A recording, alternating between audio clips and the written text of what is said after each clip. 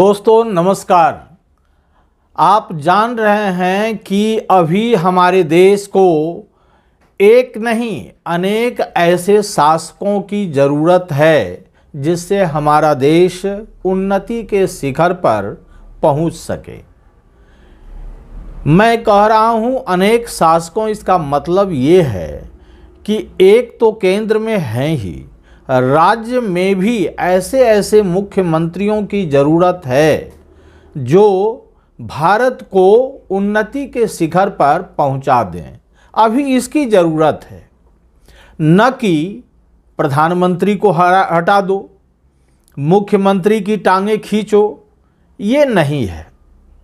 लेकिन इसमें कोई दूसरे नहीं बल्कि अपने ही आगे आकर के इनके पैर को पीछे खींचने का प्रयास कर रहे हैं और वे कहलाते हैं सरसंघ चालक। यानी वे ऐसे व्यक्ति हैं जिनका आरएसएस के ऊपर पूर्ण कमांड है। ऐसे व्यक्ति यदि इस प्रकार से डायरेक्टली इनडायरेक्टली यदि आ जाएं सामने में, हो सकता है नेपथ्य में ही गेम खेला जा रहा हो, लेकिन मीडिया में तो यह गाहे बगाहे आ ही जाता है।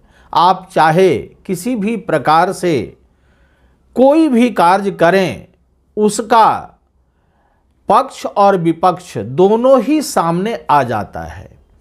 तो ऐसा ही कुछ कवायद हुआ है। इधर संभल में जो कार्यवाही हो रही थी उस पर उनका बयान आ जाता है। ऐसा बयान आता है जिससे योगी जी को एकदम पटकनी देने की बात हो रही है।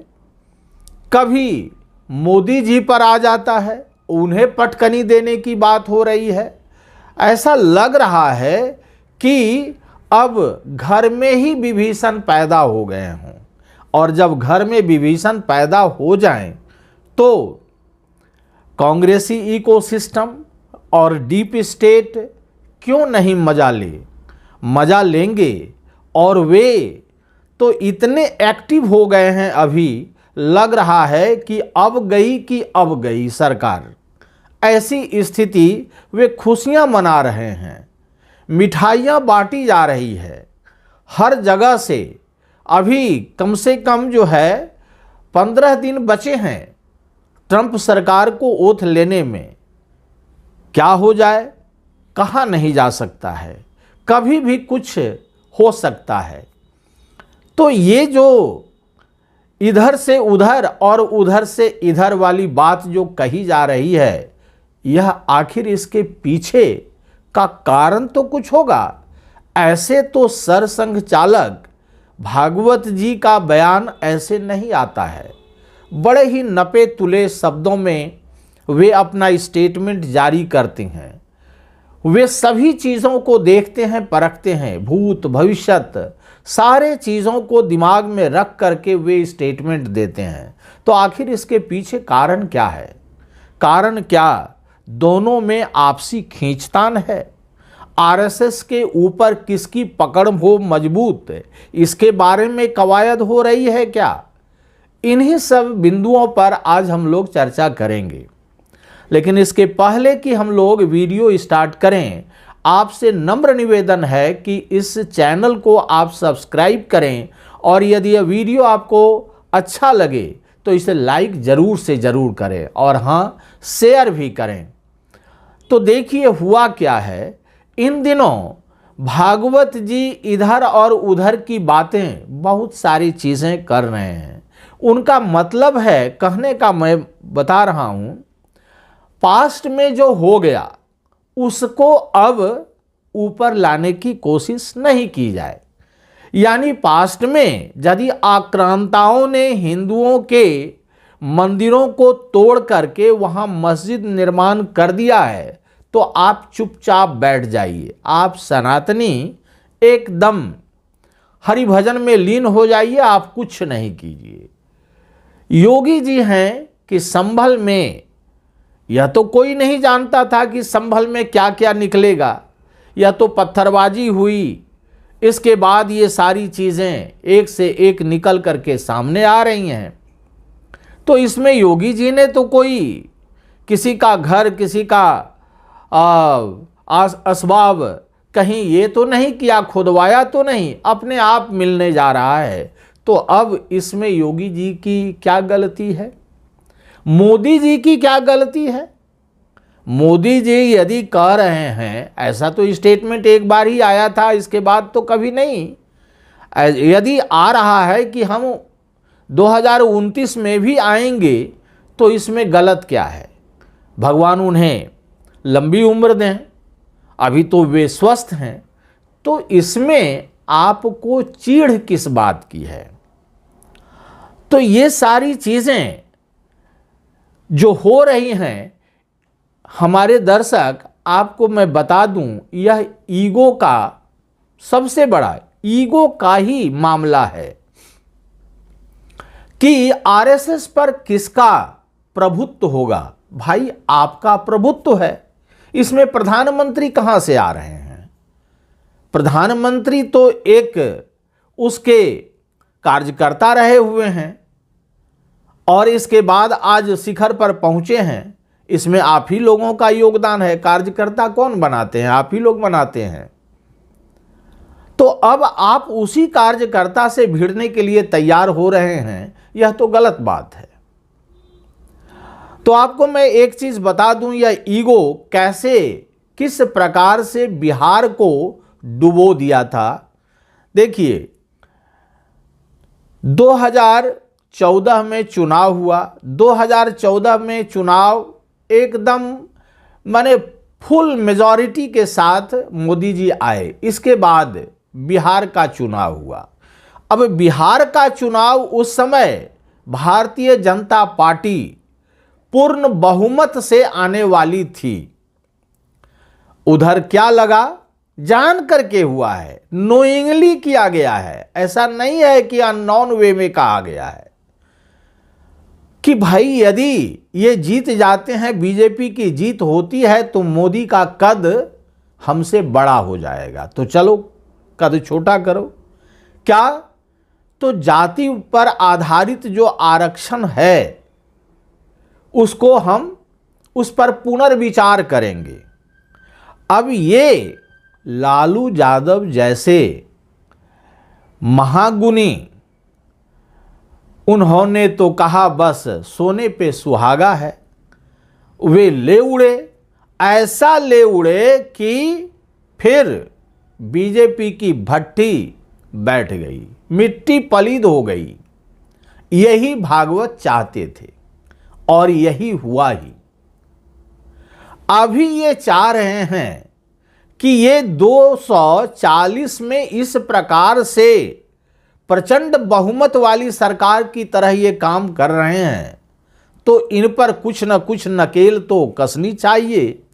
एक तो बीजेपी के अध्यक्ष के नाम पर मेरा होगा तेरा होगा, ये सारी चीज़ें हो रही हैं, लेकिन इसमें उन्हें नहीं पढ़ना चाहिए। तो मेरा होगा तेरा नहीं होगा, और इधर पीएम के तरफ से ये मेरा होगा तेरा नहीं होगा, ये ईगो कहां तक जाएगा कहना कठिन है। हमारे योगी जी ने तो इन्हें हटा दिया कि नहीं भैया, मैं आपकी बात मानने से रहा, आप अपने दायरे में रहिए, मुझे अपने दायरे में काम करने दीजिए, क्योंकि 2027 का चुनाव मुझे लड़ना है, आपको नहीं। हाँ, आपका सहयोग मिलेगा तो ठीक है, नहीं मिलेगा तो भी ठीक है। हालांकि आरएसएस के बहुत से लोग इनके नापाक इरादों से परिचित हैं। वे जानते हैं कि यहाँ ईगो का खेला हो रहा है, इसीलिए हम लोग इससे हट के रहें। बीजेपी की पकड़ आरएसएस पर धीरे धीरे मजबूत होती चली जा रही है, और वे जान करके, पकड़ तो उन्हीं की थी, जान करके ऐसे ऐसे स्टेटमेंट दे करके बीजेपी के आरएसएस के कार्यकर्ताओं का मनोबल गिराने का प्रयास कर रहे हैं। मैं कहता हूं कि आप मछली मारना चाहते हैं तालाब से, लेकिन तालाब में मछली ही नहीं रहे तो आप किसे पकड़ेंगे, किसे मारेंगे? तो यदि आप हिंदुत्व को बचाना चाह रहे हैं और हिंदुत्व का कुछ भी नामो निशान नहीं रहेगा तो फिर आप किस चीज के लिए हैं? यहां यही दिक्कत है। वे नहीं चाह रहे हैं कि मोदी फिर से आए या मोदी मजबूत होकर के उभरें। देश को इसकी जरूरत है। उन्हें इस पर कोई दिक्कत नहीं है, देश भाड़ में जाए, उन्हें अपना ईगो ठीक रहना चाहिए।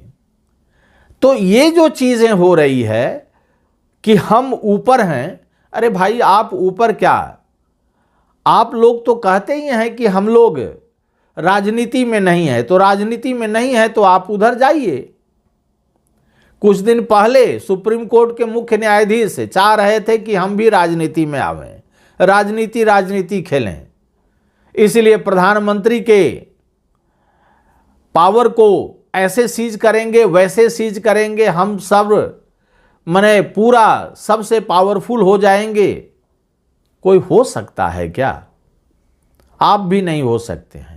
जनता ने चुना है, आपको नहीं चुना है। तो इसीलिए ऐसी चीजें जो हो रही है, इससे लोगों के मन में आपके प्रति जो आदर था, खास करके सनातनियों के मन में जो आपके प्रति आदर सत्कार था, वह धीरे धीरे लुप्त होता जा रहा है। आपको एक विलेन के रूप में देखा जा रहा है कि आप प्रधानमंत्री की कुर्सी को हटाना चाहते हैं और वहां ऐसे पंगु को बैठाना चाहते हैं जिससे भारत की छवि विश्व में जो आज बनी हुई है मजबूत भारत के रूप में, वह एकदम धराशायी हो जाए। तो इससे आप क्या कहना चाहते हैं? आप अपने आप को किस रूप में प्रेजेंट करना चाह रहे हैं? इस रूप में कि आप खलनायक हैं। खलनायक की भूमिका में मत रहिए, नहीं तो यहां की जनता आपको बर्बाद करके रख देगी। कोई सर संघ चालक कह करके कुछ भी नहीं रहेगा। इसीलिए ऐसा कुछ भी मत कीजिए। अभी हमारे देश में, हमारे राज्यों में ऐसे ऐसे सरकारों की आवश्यकता है जो कि सनातनियों को मजबूत करे और एक बहुत मजबूत सरकार देश को दे, जिससे देश की उन्नति हर क्षेत्र में हो। जैसे प्रधानमंत्री का विजन है 2047 में हम सबसे उन्नत नहीं कह रहे हैं वे, लेकिन डेवलप्ड कंट्रीज के पैरेलल हम आ जाएं, डेवलप्ड कंट्रीज में हम नामित हो जाएं, ये उनका विचार है। अब उसके लिए आप लेग पुलिंग करें, यह तो ठीक नहीं है। यह माना जाता है कोई यहां शाश्वत नहीं है, अमृत पी करके नहीं आया है कोई। आप थोड़ा दिन तो वेट कीजिए ना भाई कि 2029 का चुनाव ये लड़ पाएंगे, नहीं लड़ पाएंगे। भविष्य को क्या आप देख रहे हैं क्या कि ये लड़ लेंगे? यदि नहीं लड़ेंगे तो कोई तो होगा।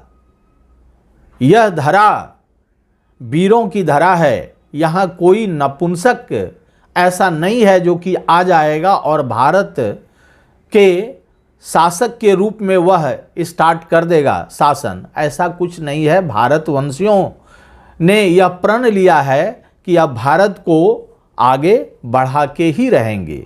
और इसीलिए आप यदि इस प्रकार से स्टेटमेंट योगी जी के अगेंस्ट में, मोदी जी के अगेंस्ट में यदि दे रहे हैं तो यह गलत है। अब मैं बात कर रहा हूं कि ये जो कांग्रेसी इकोसिस्टम है, इनकी तो बल्ले बल्ले हो गई है, क्योंकि इन्हें लगा कि एक तो विभीषण मिल ही गया, अब क्या बात है, अब तो मोदी जी को हम हटा के ही दम लेंगे।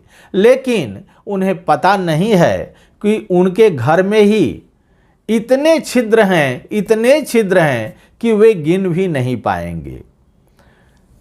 तो कल भी मैंने वीडियो में, हालांकि वो वीडियो थोड़ा सा दिक्कत हो गया था, उसमें प्रॉब्लम हो गया था टेक्निकल, लेकिन उस वीडियो में भी मैंने कल बात की थी कि यहाँ ऐसे ऐसे स्थितियों का कहिए डेवलपमेंट हो रहा है जिससे कि जो हमारे जितने भी लोग हैं यानी विपक्षी पार्टियों में, वे धीरे धीरे धीरे धीरे खत्म होने के कगार पर हैं। और वैसे भी 20 तारीख के बाद जब ट्रंप जी ओथ लेंगे तो इसके बाद क्या होगा, इनकी स्थिति एकदम दयनीय हो जाएगी, इन्हें कोई पूछने वाला नहीं रहेगा और कांग्रेसी इकोसिस्टम नाम की चीज़ शायद धुआं धुआं हो जाए, कहीं नहीं रहेगा कुछ भी। तो ये जो बल्ले बल्ले इनकी हो रही है, यह क्षणभंगुर है, क्षणिक है और ये टिकने वाला नहीं है।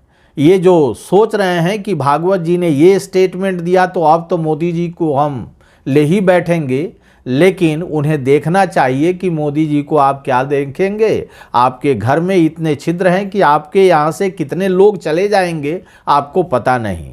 कांग्रेस के यहाँ से छिटकने वाले हैं, 10 से 12 ऐसे ही छिटकने वाले हैं। अब उनका अब 2/3 तो पूरेगा नहीं, तो इसीलिए कुछ न कुछ तो उपाय होगा जिससे वे छिटक सकते हैं। और उद्धव ठाकरे जी हैं, उधर शरद पवार जी हैं, ये तो, और फिर यदि कहा जाए तो अखिलेश यादव जी, मैंने कल ही कहा था कि ये कांप रहे हैं, इनकी कंपकपी शायद कुंभ के बाद या कुंभ के समय में ही कुछ न कुछ खेला हो सकता है। और इस खेले में आप जानिए कि वह 272 का आंकड़ा पार कर लेंगे। कल भी मैंने कहा था और आज भी मैं कह रहा हूं कि 272 आंकड़ा पार करना कोई बहुत बड़ी चीज़ नहीं है। हाँ, 2/3 बहुमत वे यदि प्राप्त करते हैं तो लोगों को सोचना होगा कि आखिर ये 2/3 बहुमत इस शख्स ने कैसे प्राप्त की। वो होगा, निश्चित होगा, क्योंकि भारत को विकसित भारत बनना है। तो इस वीडियो में इतना ही। यदि यह वीडियो आपको अच्छा लगे तो इसे लाइक करें और इसे सब्सक्राइब जरूर से ज़रूर करें। हाँ, कमेंट सेक्शन में जाकर अपनी राय मुझे ज़रूर से ज़रूर दें कि यह वीडियो आपको कैसा लगा। धन्यवाद।